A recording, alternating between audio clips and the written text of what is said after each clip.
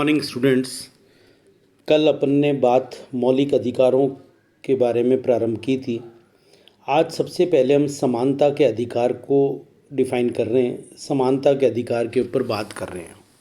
समानता का अधिकार अनुच्छेद 14 से लेकर 18 तक दिया गया है और अगर हम देखें कि इसके नाम से ही पता चलता है कि समानता यानी सब लोग समान हैं और इसी के आधार पर इस अधिकार के अंदर सारी व्यवस्थाएं की है कि भारत का प्रत्येक नागरिक हर स्थिति के अंदर हर आधार के ऊपर समान समझा जाएगा।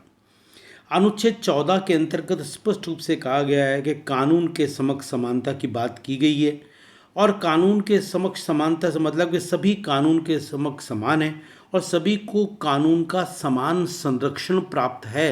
ये दोनों चीज़ों को आप ध्यान में रखिएगा।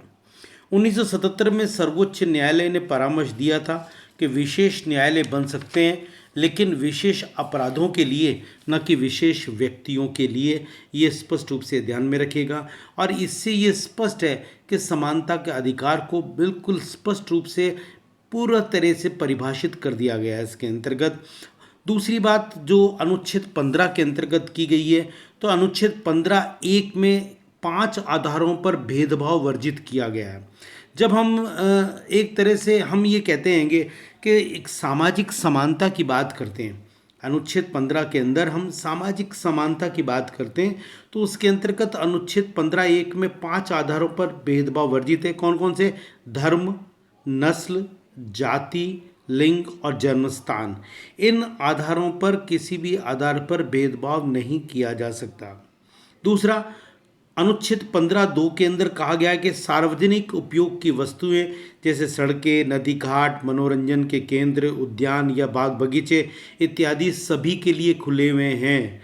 इसके अंदर आप किसी भी स्थिति के अंदर किसी को रोक नहीं सकते, किसी भी स्थिति के अंदर आप इसके अंदर कोई प्रकार का प्रतिबंध नहीं लगा सकते और ये स्पष्ट रूप से इसके अंदर बता दिया गया है कि सभी समान हैं और इसीलिए इस तरह की बात की गई है।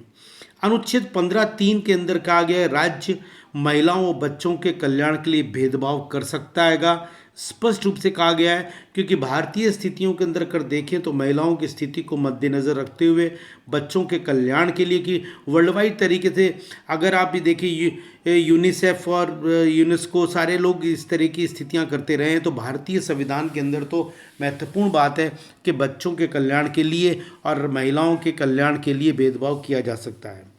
अनुच्छेद 15(4) के अंदर क्या गया है कि राज्य अनुसूचित जाति, जनजाति तथा अन्य पिछड़ा वर्ग के लिए भेदभाव कर सकता है। अब यहाँ पर ये स्पष्ट रूप से ध्यान रखना है, इसलिए अनुच्छेद 15(3) व 15(4) को सुरक्षात्मक भेदभाव का नाम दिया गया है।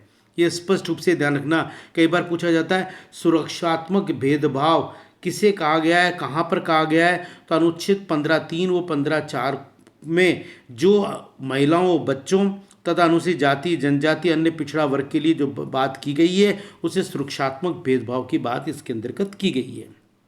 ये स्पष्ट रूप से इसके अंदर है।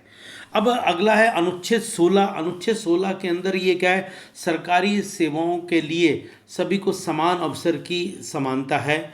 इसके अंदर अनुच्छेद 16(1) में कहा गया कि सभी नागरिकों को लोक सेवाओं में अवसर की समानता दी जाएगी। ये स्पष्ट है। अनुच्छेद 16(2) के अंदर 6 आधारों पर भेदभाव वर्जित है। कौन कौन सा 6 आधार? कौन कौन से? धर्म है, नस्ल है, जाति है, लिंग है, रक्त है और जन्मस्थान है। इन 6 आधारों पर किसी भी हालात के अंदर भेदभाव नहीं किया जा सकता। नौकरी देने के मामले के अंदर, सरकारी नौकरी देने के मामले के अंदर स्पष्ट रूप से कहा गया है। अनुच्छेद 16(3) के अंदर कहा गया है कि सरकारी नौकरियों में लंबे निवास संबंधी शर्त जोड़ी जा सकती है। ये ध्यान रखना बड़ा इंपॉर्टेंट है कि लंबे निवास संबंधी शर्त सरकारी नौकरियों में जोड़ी जा सकती है।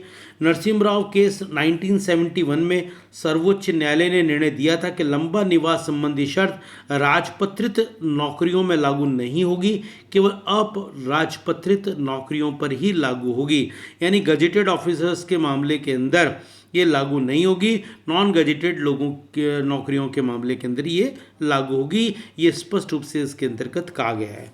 अनुच्छेद 16(4) के अंदर कहा गया है कि राज्य अनुसूचित जाति, अनुसूचित जनजाति, ओबीसी के कल्याण के लिए लोक सेवा में पर्याप्त आरक्षण की व्यवस्था कर सकता हैगा, ये स्पष्ट रूप से कहा गया हैगा। ये आरक्षण की व्यवस्था की बात इसके अंतर्गत की गई है। इसके अंदर 16(4)(a) इसे 1995 के अंदर 77वें संविधान संशोधन के द्वारा जोड़ा गया और इसमें क्या कहा गया कि अनुसूचित जाति जनजाति को लोक सेवाओं में पदोन्नति के समय भी पर्याप्त आरक्षण दिया जा सकता है, ये स्पष्ट रूप से कहा गया।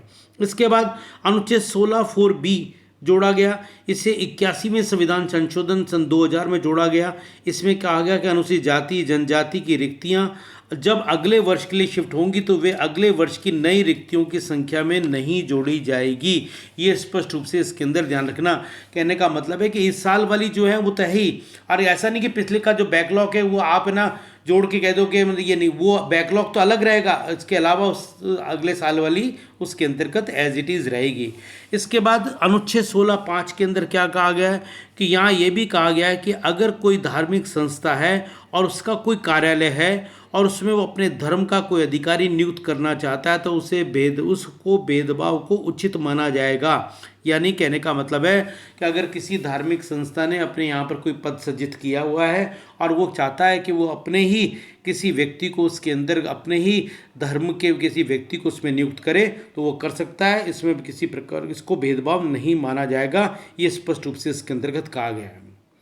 अब अनुच्छेद 17 जो है वो उसके अंदर अस्पष्टता के अंत की बात की गई है कि भारत के अंदर किसी भी स्थिति के अंदर छुआछूत फैलाना या अस्पष्टता की बात करना ये पूरी तरह से कानूनी रूप से अवैध है। अगर कोई इस तरह का काम करता तो उसके खिलाफ कानूनी कार्रवाई की जा सकती है। इसके अलावा अनुच्छेद 18 के अंतर्गत उपाधियों के अंत की बात की गई है। असल के अंदर ब्रिटिश काल के अंदर कई प्रकार की उपाधियाँ दी जाती थी, सर की उपाधि, लॉर्ड की उपाधि, नाइटहुड की उपाधि। इससे क्या असमानता क्रिएट होती थी, यहाँ पर ये उपाधियाँ समाप्त कर दी गई हैं। आज के समय के अंदर सिर्फ 2 ही ऐसे क्षेत्र हैं जिसमें उपाधियाँ दी जा सकती हैं।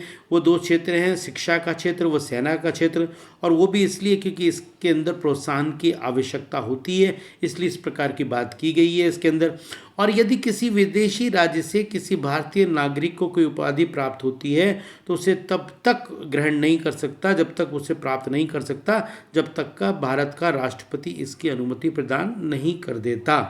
ये पहले अधिकार यानी समानता के अधिकार के अंतर्गत की गई सारी व्यवस्थाएं हैं जो मैंने इसके अंतर्गत बता दी है। आज यहाँ तक, बाकी बात अपन कल करेंगे। Thank you so